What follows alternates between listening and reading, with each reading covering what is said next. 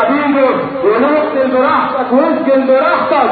عشان كده وكان الساعة كان شاهد على التصويت، عشان كده بيقول لكل واحد فوض وفوسي يلي تكلف في تصويت يلي تكلف في تصويت